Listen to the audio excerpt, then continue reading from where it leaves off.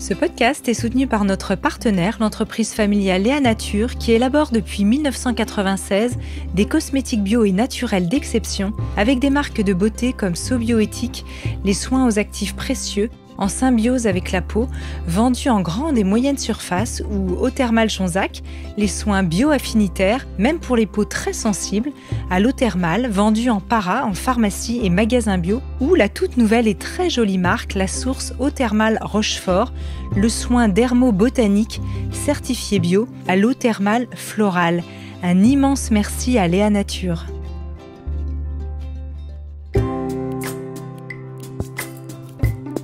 Bienvenue dans la saison 3 du podcast Métamorphose, le podcast qui éveille la conscience. Je suis Anne Guéquière, fondatrice du magazine Féminin Bio, auteure de l'Oracle de la Métamorphose et éditrice de projets engagés pour un nouveau monde. Chaque lundi et jeudi, dès 7h, nous partons ensemble à la découverte d'un sujet lumineux avec une personnalité qui porte une voix d'éveil des consciences. Métamorphose, le podcast qui éveille la conscience. Alors aujourd'hui, je suis ravie d'accueillir pour ce deuxième petit épisode Linda Hardy pour son livre aux éditions Solar, Heureuse et en forme, mon guide bien-être au naturel. On avait adoré ce premier podcast, alors on a décidé de faire un deuxième épisode un peu plus sur les astuces du livre bien-être, santé, détox dans cette période avant et après l'été. Alors je suis absolument heureuse d'accueillir à nouveau dans Métamorphose Linda Hardy. Bonjour Linda. Bonjour Anne. Alors du coup, je vais te proposer un petit exercice que je fais rarement dans Métamorphose. Ça va être un petit ping-pong comme ça, du tac au tac, un peu question-réponse sur des astuces beauté, bien-être, détox, des petites astuces du quotidien, des petites marques que tu utilises. Est-ce que tu es partante ? Ouais. Alors ça va être assez rigolo. Alors peau fraîche, cheveux toniques, tes petites astuces rituelles de beauté là pour rayonner au naturel. Si tu avais une petite astuce comme ça à nous donner, très très vite. Peau fraîche et éclatante, pour moi, la base, c'est le double nettoyage, c'est le démaquillage à l'huile. Pour moi, il n'y a pas mieux. C'est-à-dire que si on a envie de retrouver une belle peau, même pour les peaux grasses, je tiens à le dire, parce que souvent les peaux mixtes à grasse, on nous dit « Ah non, faut pas utiliser d'huile ». C'est absolument faux. L'huile, voilà, c'est ancestral, c'est super. La première chose pour avoir une belle peau, c'est un bon démaquillage. De quelle huile tu pourrais plus te passer aujourd'hui ? Alors, il y en a plusieurs. En plus, j'en découvre de plus en plus avec le temps. J'ai l'huile d'argan que j'utilise beaucoup. Mais là, je viens de découvrir une huile que je ne connaissais pas, qui est l'huile de baobab, qui est extraordinaire pour les peaux sèches, un peu déshydratées. Ça retient, en fait, l'hydratation, c'est ça. Elle est absolument fantastique. Mais je suis aussi... j'utilise l'huile de pépins de figue de barbarie au niveau des cernes, pour les petites rides, qui est également hyper antioxydante et qui est un vrai allié anti-âge. Mais j'en utilise plein. J'aime l'huile de coco, j'aime l'huile d'amande douce. Je me fais mon huile démaquillante avec un mélange d'huile d'amande douce, d'huile d'argan, si mes souvenirs sont bons, et coco, amande douce et jojoba, avec également de la vitamine E. Mais je peux aussi me démaquiller avec juste de l'huile d'argan ou juste avec de l'huile d'amande douce. Enfin, après, chacun a choisi un petit peu ce qui lui convient. Mais l'huile de ricin est géniale. Enfin, voilà, je suis une grande adepte des huiles. Je suis une grande adepte des huiles essentielles. Avec la mandarine, par exemple, ou la cannelle pour rebooster. Si j'ai un petit coup de fatigue, la cannelle est super. La mandarine est très apaisante, ou l'orange. Avec juste un petit warning sur la cannelle, hein. Oui, la cannelle, il faut faire très attention. Les huiles essentielles en général et la cannelle en particulier. La cannelle, il faut faire attention, par exemple, de ne pas la mettre sur les poignets ou des choses comme ça. Ça provoque des irritations. Mais on peut, dans un inhalateur, par exemple, ça fonctionne très, très bien. C'est très énergisant. La mandarine, elle apporte aussi de l'énergie. J'aime beaucoup, moi, l'orange parce qu'elle est calmante. J'aime la lavande. Pour le lâcher prise, je ne me rappelle plus laquelle j'utilise. Elle est très connue pour le lâcher prise, ça va me revenir. Alors tiens, pour les cheveux, toi qui as des jolis cheveux bouclés, mais en général pour les cheveux, allez hop, une petite astuce comme ça rapide. Déjà pour les cheveux, la première chose à faire, à mon sens, c'est d'utiliser au maximum des produits qui ne contiennent pas de sulfate, chlorine de sodium, c'est-à-dire le SLS. Ça fait mousser les shampoings, mais c'est très asséchant pour les cheveux. Moi, j'utilise des produits sans parabènes, sans silicone également, parce que je trouve que c'est pas génial. Je conseille éventuellement de rajouter, en fonction de son type de cheveux, donc là, il faut faire un petit peu de recherche, mais des huiles essentielles à son shampoing. On peut prendre un shampoing qui soit un shampoing plutôt neutre et rajouter des huiles essentielles. Et après, ce qu'il faut faire quand même, c'est au maximum au minimum de faire au moins un soin, à mon sens, par semaine. C'est-à-dire un masque, mais pareil, toujours de privilégier des aliments, pas du tout des aliments, de privilégier des produits, des ingrédients d'origine naturelle. Pour moi, c'est la base. Après, chacun doit trouver ce qui lui correspond le mieux. Il y a un petit tip qui est vachement sympa quand même, c'est que pour la brillance des cheveux, c'est une fois qu'on a fini son shampoing, c'est de se rincer les cheveux à l'eau froide, éventuellement de mettre un peu de vinaigre blanc, etc. Donc tout ça, c'est des petits tips que l'on retrouve dans mon ouvrage, mais qui sont vraiment tout simples, quoi. Et mes cheveux, on me parle souvent de mes cheveux bouclés, donc je tiens à déculpabiliser toutes les femmes qui se disent « Oh mon Dieu, Linda, elle a des cheveux bouclés incroyables tout le temps ». Non, je n'ai pas des cheveux incroyables et bouclés tout le temps. Ils sont bouclés tout le temps, mais incroyables, non. Pourquoi ? Parce que les cheveux sont frisés, sont très rebelles, et qui font un peu ce qu'ils veulent quand ils veulent, et que pour avoir des jolies boucles, eh bien, j'ai le retravail offert. Voilà, donc j'ai envie de dire qu'il faut. On sait que c'est pas comme ça tout le temps. Je tiens à le dire. Allez, une petite cure de solutions phyto, là. Tu proposes celle ginseng, guarana, maca, gelée royale. Ouais. Tout ça, c'est des super aliments que tu recommandes. Bon, il y en a plein. Là, dernièrement, j'ai découvert une super algue dont je ne parle pas dans mon livre, mais j'ai envie d'en parler là. Bah voilà. Je me sentais que c'était la clamate. Bah ouais, c'était la clamate. Et alors moi, je parlais à fond de la spiruline et tout ça, mais j'ai appris qu'il y avait mieux que la spiruline. Donc moi, je préfère personnellement la clamate. Je sais qu'il y a des gens qui préfèrent la spiruline en ayant testé les deux. Et pourquoi toi, tu préfères la clamate ? Je trouve qu'au niveau détox, au niveau de la digestion de mon organisme, elle est, je sais pas, je l'assimile beaucoup mieux. Ouais. C'est peut-être les conditions dans lesquelles elle a été, qui correspondent bien à mon écosystème intérieur. Je pourrais pas te dire, mais c'est vraiment un ressenti très profond chez moi. Ouais. Et ce que j'ai appris dernièrement, c'est qu'en fait, dans ce fameux lac, où on trouve cette algue. Oregon, je crois. Exactement, en Oregon. En fait, les aigles royaux, quand ils sont malades, viennent se nourrir de cette algue. J'ai trouvé ça très très beau, et je me suis dit ok, donc ça nous prouve bien qu'en fait la nature, elle quand nous on ne sait pas, elle sait, les animaux savent, et voilà. Donc il y a la clamate, il y a les baies de goji que je trouve super. Après moi j'adore rajouter des super aliments dans mon alimentation, donc j'adore les graines germées, mais je fais aussi des cures de gelée royale. Mais en fait, je change.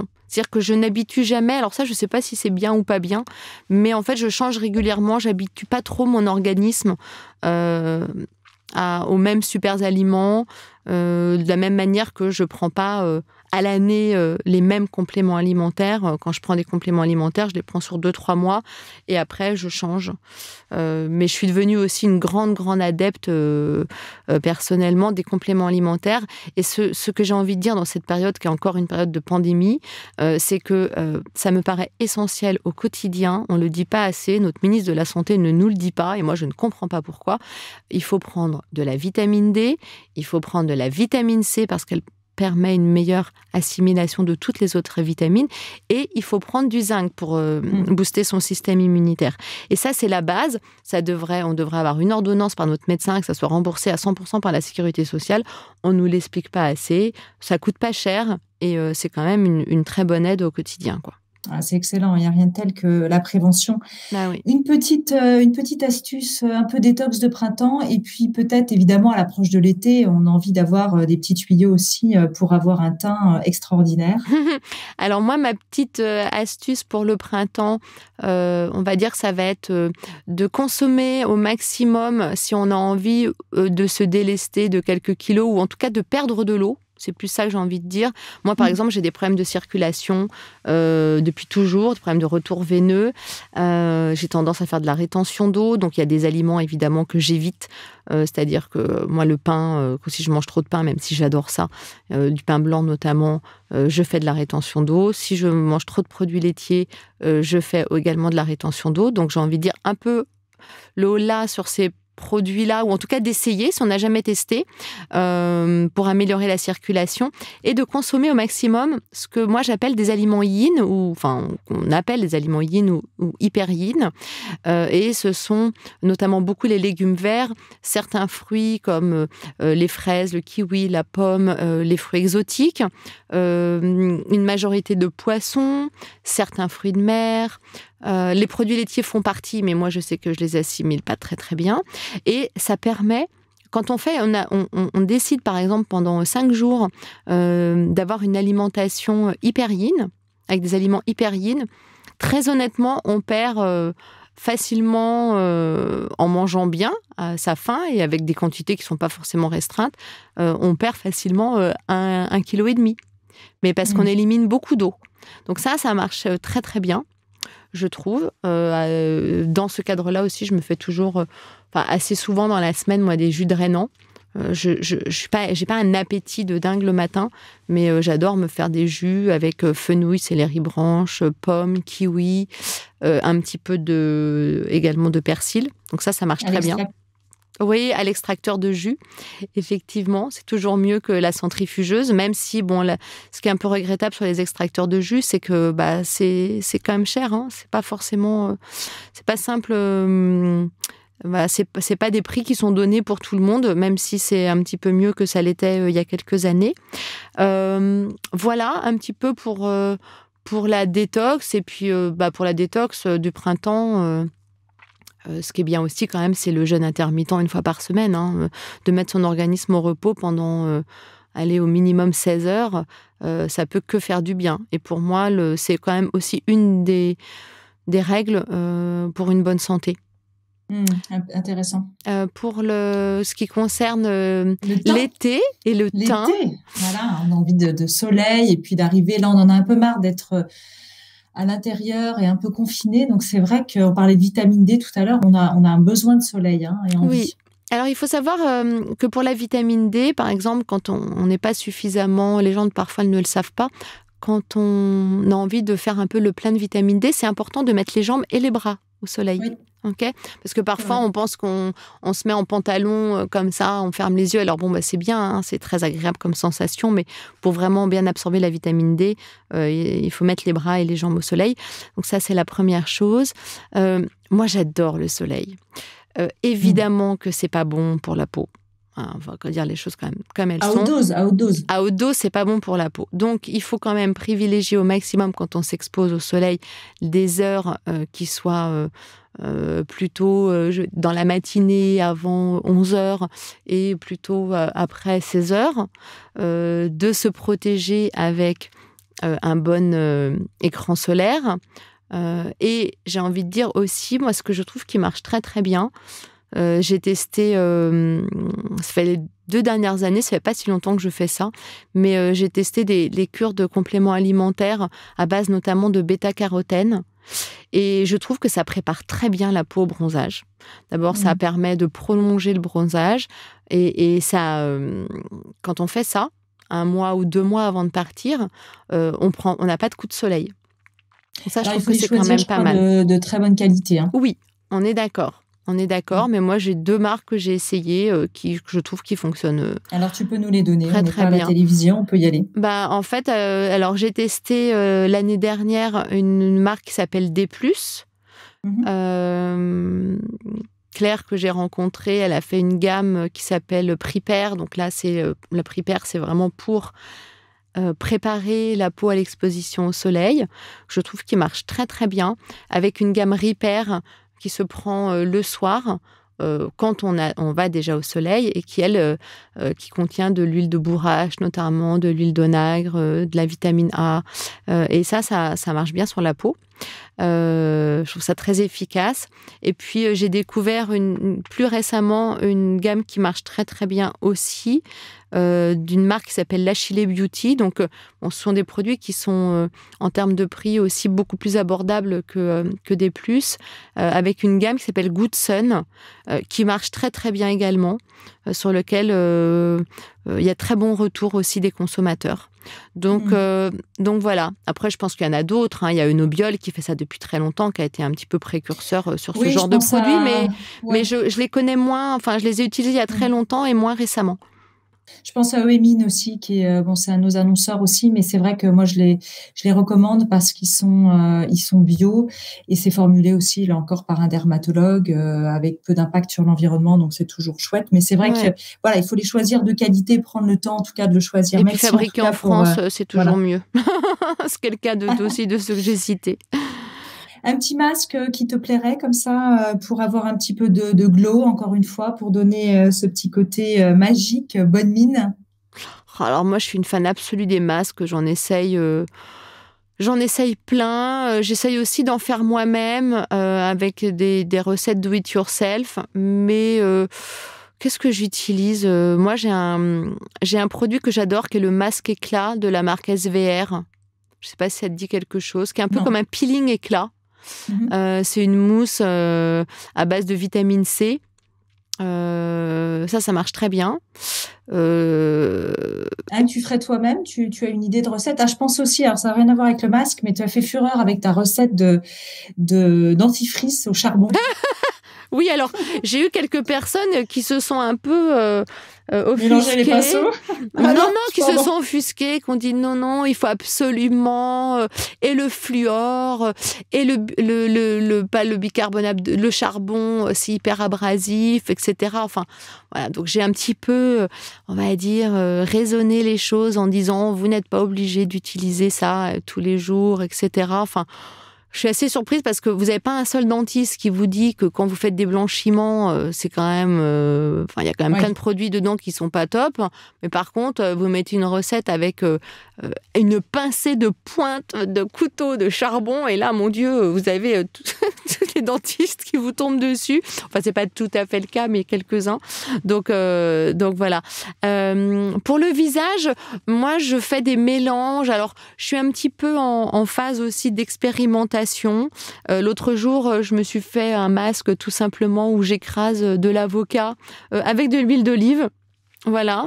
Mais il y a banane miel aussi qui fonctionne très très bien. Bon, c'est des petites choses qui sont vraiment toutes simples. Mais je trouve qu'il y a plus de résultats sur des recettes de gommage. Moi, je suis plus une adepte, on va dire, des gommages naturels. Les masques, j'ai pas encore trouvé toutes les recettes qui remplacent finalement le fait de parfois acheter un bon masque avec des ingrédients d'origine naturelle dans le commerce, quoi. Donc moi, je suis pour faire des choses à la maison, mais pas tout le temps non plus. D'accord. Je sais pas ce que toi, comment tu vis ce domaine de la beauté, mais je pense qu'aussi le do-it-yourself, c'est super. Il faut quand même faire bien attention à la conservation des produits, etc. Enfin, il faut que ça soit fait correctement. Oui, puis après, je pense que c'est une question de temps. C'est vrai qu'il y a un impact environnemental qui est vraiment intéressant. Oui. On a vu se développer des marques comme Aromazone. Il y a vraiment une folie du do-it-yourself. Donc ça, je pense que c'est génial. Il y a plein de gens passionnés. Je pense que c'est ce que tu disais tout à l'heure, c'est par cycle. Moi, j'ai eu des cycles où je faisais beaucoup de choses moi-même, puis j'avais écrit des livres sur la beauté au naturel, donc ça me passionnait. Oui. Et puis, il y a des moments où on a moins le temps. Et puis, comme tu dis, même dans l'année, c'est vrai que quand on est à la plage, on peut se faire des gommages avec le sable. Mais oui. Tu vois, il y a des choses qui sont très simples comme ça. Tout à fait. Et puis, il y a des moments où on a envie aussi de tester, d'aller vers d'autres rivages. Et je trouve que c'est bien aussi d'accueillir ça, tout à fait. En fait, c'est toujours ça. C'est-à-dire, c'est pas... pour moi, ce qui est important, c'est de ne pas forcément être dans une approche extrême des choses. Par exemple, je me souviens, il y a un an, plus qu'un an maintenant, ça fait 2 ans, j'étais en Guadeloupe, j'avais oublié mon gommage. En fait, toi, tu te parles du sable, et moi, j'avais pris du sucre de canne avec du miel au petit-déj. Et je suis allée me faire mon gommage avec ça. Et franchement, c'était super. Et puis, il y a d'autres moments où je veux pas le faire, où je veux partir avec mon gommage. Voilà. Ce que j'essaie quand même au maximum aujourd'hui, en ce qui concerne la beauté, c'est de privilégier toujours des produits avec des ingrédients d'origine naturelle. J'essaie de le faire au maximum. Je scanne mes produits sur Yuka, même mes produits de beauté, en ayant pris quand même un tout petit peu de recul, parce qu'il y a 1 an et demi, quand j'ai fait ça, j'ai quasiment tout jeté ce que j'avais. Donc, je me suis dit, bon, c'est un peu extrême. Voilà, à quelque chose près que quand même, Yuka a aussi ses limites, parce qu'elle ne met pas en avant les quantités de tel ou tel ingrédient. Donc, d'un seul coup, vous avez des fois des produits qui apparaissent en rouge, alors que le produit utilisé n'a pas d'effet cancérigène, ou il n'y a pas de problème au niveau endocrinien. Enfin, oui, il faut prendre ça. Il faut, à mon avis, regarder ces applis, mais savoir aussi prendre un petit peu de recul.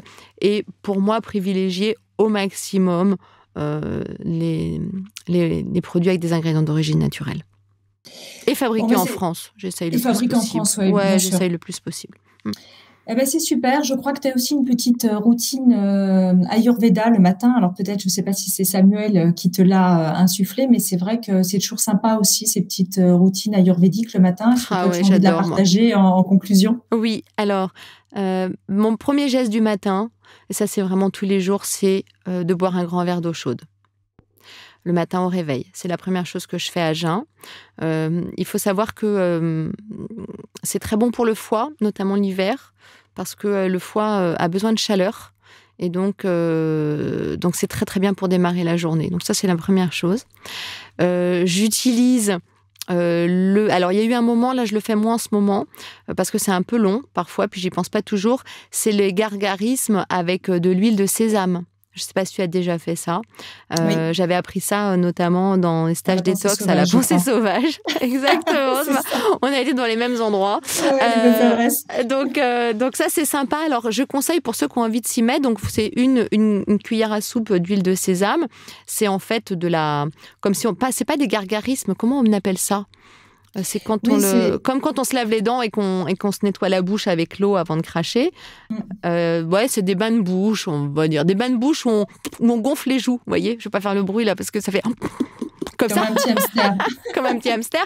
Et donc, en fait, ça c'est franchement, c'est... Je ne sais pas quels sont... Enfin, si, je sais quels sont les effets. Pas que c'est très bon pour les gencives, c'est très bon pour enlever beaucoup de bactéries qui stagnent dans la bouche, notamment.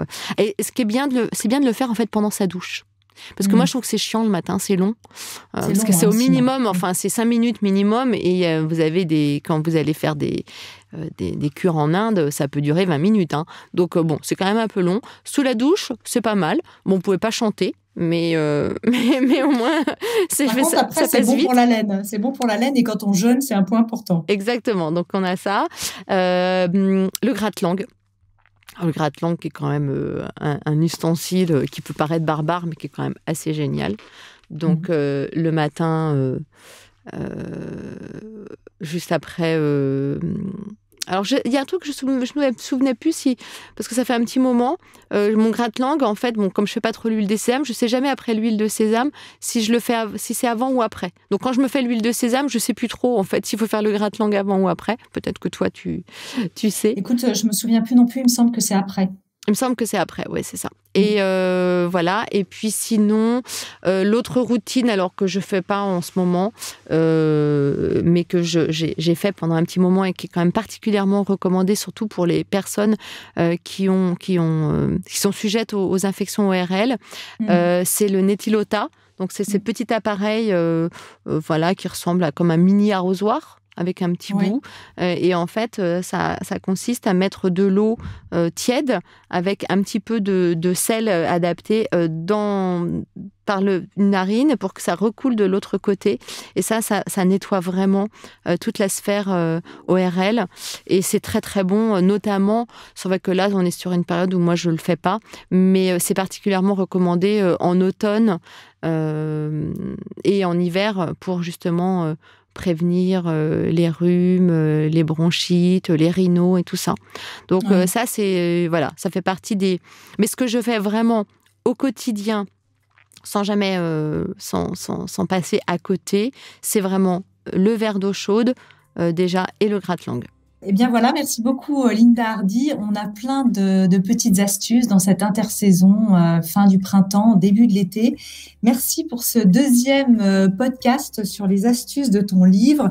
Cet échange à nouveau rayonnant. Je rappelle le titre de ton ouvrage, Heureuse et en forme, mon guide bien-être au naturel, qui est paru le 6 mai aux éditions Solar. Et bien sûr, on l'a dit dans le podcast précédent, on peut te retrouver sur Instagram, sur tes 2 comptes, Linda Hardy _officiel et Heureuse et en forme. Merci beaucoup, Linda. Merci, Anne. Au revoir. Découvrez mes invités en avant-première sur Instagram à l'adresse Métamorphose Podcast. Si vous aimez ce podcast, favorisez sa diffusion en lui donnant 5 étoiles sur Apple Podcast ou sur votre plateforme préférée. Et surtout, abonnez-vous pour suivre tous les épisodes gratuitement. Découvrez aussi en librairie mon livre, issu du podcast Métamorphose, éveille ta conscience, 33 rencontres essentielles pour être soi aux éditions Erol. Et enfin, pour nous soutenir, rejoignez la tribu Métamorphose à l'adresse patreon.com/métamorphose. Merci infiniment. Métamorphose, le podcast qui éveille la conscience. Je remercie chaleureusement notre partenaire Léa Nature, premier fabricant français indépendant de produits bio et naturels en alimentaire, cosmétiques, hygiène, diététique et santé. Une entreprise familiale engagée dans une démarche de philanthropie environnementale portée par l'adhésion de leur marque bio au collectif mondial 1% for the Planet et leur fondation d'entreprise.